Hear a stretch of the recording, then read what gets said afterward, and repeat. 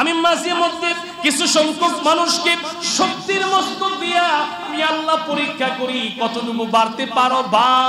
বারবার যখন আমি আল্লাহ ধরবো তো জীবনে শেষ করে ছাড়বো। সুবহানাল্লাহ পড়েন। আল্লাহ ফেরাউনকেও সুযোগ দিয়েছিলেন, ফেরাউন বাড়তে সীমা লঙ্ঘন করলে আল্লাহ পাক ধ্বংস করে দিলেন। নমরুদকে আল্লাহ পাক এইভাবে ধ্বংস করে দিলেন। আল্লাহ কাজ তোর চূড়ান্ত শক্তি যেই জায়গায় শেষ আমি আল্লাহ ওই জায়গা থেকে শুরু করি। আমার ভাইয়েরা, হযরত দাউদ আলাইহিস সালামকে নিয়ে এবার তালুত বাহিনী জালুতের বিরুদ্ধে যুদ্ধ করার জন্য রওনা হয়ে গেছে। রণাঙ্গনে যাওয়ার পরে তালুত যখন নাকি জালুতের কাছে চিঠি পাঠাইছেন, পত্র পাঠাইছেন, অমুক মাঠের মধ্যে তোমার সাথে সামনাসামনি যুদ্ধ হবে, লড়াই হবে, রণাঙ্গনে চলে আসো, পুরাপুরি প্রস্তুত নিয়ে আমরা চলে আসছি, তুমি চলে আসো। আমার ভাইয়েরা, জালুত দুর্গুপ্ত বাহিনী দূত পাঠায়া জানতে পারলেন তালুতের সংখ্যা মাত্র কয়েক হাজার। তালুতের সংখ্যা শোনার পরে জালুত ওই জায়গায় থেকে আবার চিঠি পাঠাইলেন আর জানাইয়া দিলেন, তালুত আমি তোমার কল্যাণকামী, তুমি যেই সংখ্যক সৈন্য নিয়ে আসছো আমার লাখো সৈন্যের কাছে ওরা পরাজিত বরণ করা ছাড়া কোনো উপায় থাকবে না। এদেরকে পান্নাস করে কোনো লাভ নাই, ধ্বংস করে কোনো লাভ নাই। আমার কাছে আত্মসমর্পণ করো, আমার কথা মেনে নাও, এখান থেকে ফিরা চলিয়া যাও।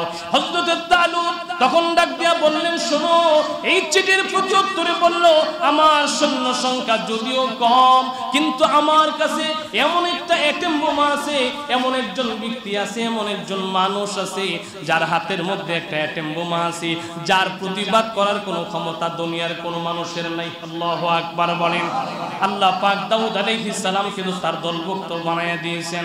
আমার ভাইয়েরা, এই পত্র পাঠাইলেন, আবার বললেন, শোনো, আমি আমার কয়েক হাজার সৈন্য বাহিনী যদিও হয়, আমি মন গাবড়াবো না, এখান থেকে ফিরে যাওয়ার কোনো সুযোগ আমার নাই।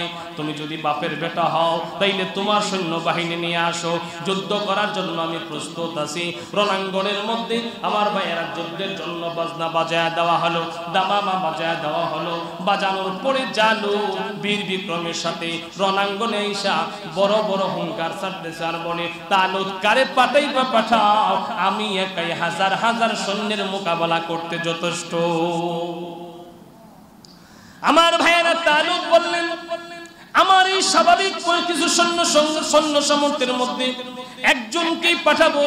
হযরত দাউদ আলাইহিস সালামকে বললেন, আল্লাহর পয়গম্বর দাউদ, আমি তো আপনার কথা শুনেছি আপনি নাকি একজন নবী হবেন। তখন নবুয়ত যদিও পান নাই, আপনি নবী হবেন, কারণ শামবিল আলাইহিস সালামের বর্ণনা অনুযায়ী আল্লাহ পাক আপনাকে নবুয়তের মুজিজা দান করবেন। তো আপনাকেই পাঠাবো, আপনি এরকম জালুতের বিরুদ্ধে যাবেন। হযরত দাউদ আলাইহিস সালামকে জালুতের বিরুদ্ধে যখন পাঠানো হলো, হযরত দাউদ আলাইহিস সালাম সামনাসামনি গেলেন। জালুত যখন নাকি বড় বড় হুঙ্কার দেয়, ওই সময় এমন সময় হযরত দাউদ আলাইহিস সালাম হাত স্পর্শ করা লাগে নাই, শুধু থলে থেকে পাথরটা নিয়ে একটা নিক্ষেপ করতে দেরি, পাথরের আঘাতে জালুত জায়গায় ধ্বংস হয়ে গেছে। আল্লাহু আকবার বলেন। কারণ আল্লাহর নবীর কুদরতের কাছে আল্লাহ পাকের কুদরত ছিল কি ছিল না? আল্লাহ তাআলা স্বাভাবিক জিনিস দিয়েও আল্লাহ তাআলা বড় বড় শক্তিকে ধ্বংস করে দেয়। আল্লাহ তাআলা জানায় দিয়েছেন, দুনিয়ার মানুষ বড় কোনো শক্তিকে ভয় পাওয়ার কোনো কারণ নাই, কারণ বড় শক্তি থেকেও বড় শক্তি কার?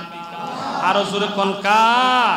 বাদশার থেকেও বড় বাদশাকে, সবচেয়ে বড় বাদশা হলেন আল্লাহ। আল্লাহ কই, দুনিয়ার পরাশক্তি আমার কাছে কিছু না, আমি মাঝে মধ্যে একটু খেলা দেখাই। ওমাকারু ওমাকারুল্লাহ আল্লাহু খায়রুল মাকিরিন। আমি মাঝে মধ্যে কিছু সংখ্যক মানুষকে শক্তির মস্তক দিয়া আমি আল্লাহ পরীক্ষা করি কতটুকু বাড়তে পারো। বারবার যখন আমি আল্লাহ ধরবো তো জীবনে শেষ করে ছাড়বো। সুবহানাল্লাহ পড়েন। আল্লাহ ফেরাউনকেও সুযোগ দিয়েছিলেন, ফেরাউন বাড়তে সীমা লঙ্ঘন করলে আল্লাহ পাক ধ্বংস করে দিলেন। নমরুদকে আল্লাহ পাক এইভাবে ধ্বংস করে দিলেন। আল্লাহ কাজ তোর চূড়ান্ত শক্তি যেই জায়গায় শেষ আমি আল্লাহ ওই জায়গা থেকে শুরু করি। বর্তমান অবস্থাও আল্লাহ পাক এই শক্তি পরাশক্তি আর জালিমিগিরি আল্লাহ পাক একদিন নাস্তানাবুদ করে দিবে। ঠিক না বে ঠিক বলে? আল্লাহ এই যুগও এমন মর্দে মুজাহিদ রেখেছেন যার কাছে শক্তি কিছু না। ঠিক না বে ঠিক বলে? ইনশাআল্লাহ দেখবো সামনে আসতেছে সময়। আসলে আল্লাহ পাক এই পরাশক্তিগুলোকে সামান্য সামান্য জিনিস দিয়ে ধ্বংস করে দেয়। ওই 1 লক্ষ বাহিনী অভাগ দৃষ্টিতে তাকায় রয়েছে, ছোট্ট একটা পাথরের আঘাতে এত বড় নেতা মরে গেছে। বুঝেন নাই মনে হয়?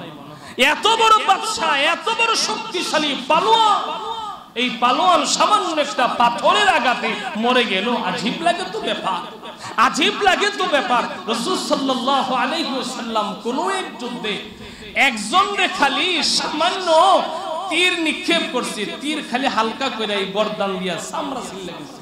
কে ছিল্লা গেছে? চামড়া ছিল্লা গেছে। লোকটা চিৎকার করতে করতে মারা গেছে। লোকটা চিৎকার করতে করতে মারা গেছে। তো দৌড়ে আসছে, এসে কই কি ব্যাপার, কই জখম হইছে, তীর কই লাগছে? তাকায় দেখে তীর লাগছে গর্দানে, সামান্য একটু চামড়া ছিঁড়া গেছে, ভিতরে ঢুকে নাই। তার একটাই ক, হাই হাই এই চামড়া ছিঁড়ে গেছে, ইডাই নি বেটা মরে গেল গা। আজীব ব্যাপার তো। সাথে আরেকটা করে, বেটা চামড়া ছিঁড়ছে না কি ছিঁড়ছে এটা তো দেখার বিষয় না, তীরটা মারছে কাটাটা দেখার বিষয়। কারণ রহমাতুল লিল আলামিন তো তীর মারছে, এটা তীর মাইরা আরে জখম করুন লাগতো না। রহমাতুল লিল আলামিন যদি তার দিকে তাকায় একটু থুতু নিক্ষেপ করতো, ওর ধ্বংস হওয়ার জন্য এটাই যথেষ্ট। আল্লাহ তাআলা কখনো সামান্য জিনিস দিয়াও আল্লাহ তাআলা পরাশক্তি, বড় বড় শক্তিকে আল্লাহ পাক ধ্বংস করে দেয়। ঠিক না বে ঠিক বলে?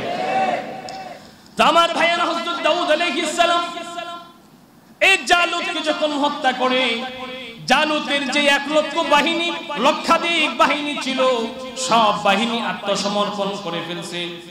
ওরা চিন্তা করলো আমাদের নেতা বাদশাহ যেহেতু শেষ, আমরা কার লগে যুদ্ধ করব। হযরত দাউদ